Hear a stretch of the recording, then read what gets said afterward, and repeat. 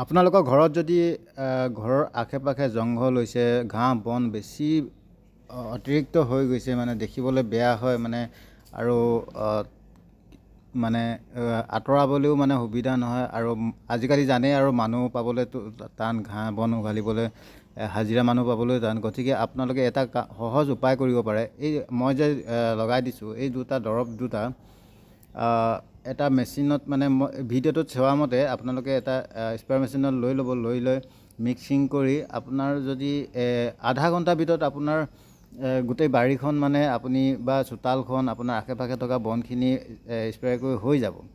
গতিকে আপুনি ইমান বেছি পইচা দি পেলাই মানুহ এজন মাতি চফা কৰাতকৈ আৰু এদিনত হ'বনে নহয় কোনো ঠিকনা নাই। গতিকে আপোনালোকে এই দৰৱ দুটা কিনি লওক আৰু এই মেচিনটোত পানীৰ লগত মিক্সিং কৰি ধুনীয়াকৈ মাৰি দিয়ক। আপোনাৰ গোটেই বন মানে হেৰি হৈ যাব, মৰি যাব।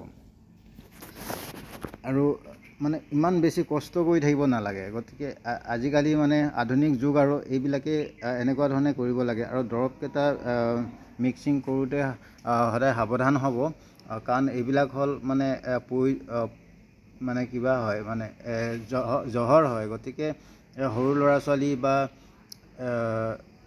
ইয়াত মিক্সিং কৰোঁতে বহুত বেছি সাৱধানতা অৱলম্বন কৰিব। গতিকে আৰু ইপিনে দেখিছে নহয়, ইপিনে দেখিছে মোৰ মানে জাতিলাও ৰোৱা আছিলে, ভেন্দি ৰোৱা আছিলে, আৰু তিয়ঁহ ৰোৱা আছিলে। সেইখিনি আশে পাশেও ঢেৰ বন আছে, সেইখিনিও মই মানে মাৰিব দিছোঁ। বিশেষকৈ কোম্পানীটোৰ আশে পাশে গোটেইখিনি মানে জংঘল গজি গৈছিলে। প্ৰায় মানে মাহেকত 3বাৰমান মৰা হয়, কিন্তু এই মাহত মানে বহুত দিন হৈ গ'ল মৰা নাই মানে। গতিকে আজি বোলো সময় পাইছোঁ, সময় পাওঁতে এটা ল'ৰাক ল'লোঁ, বোলো ব'ল আজি কোম্পানীটো গোটেই চাৰিওকাষটো বন গজি গৈছে, গতিকে কোম্পানীটো অলপ চফা কৰি দিয়া, স্প্ৰে কৰি দিয়া, গোটেই বনখিনি মাৰিব লাগিব, নহ'লে সাপ বেং, মানে এই অলপ গাঁৱলীয়া পৰিৱেশ যে, গতিকে সাপ বেংবিলাক মানে আহে।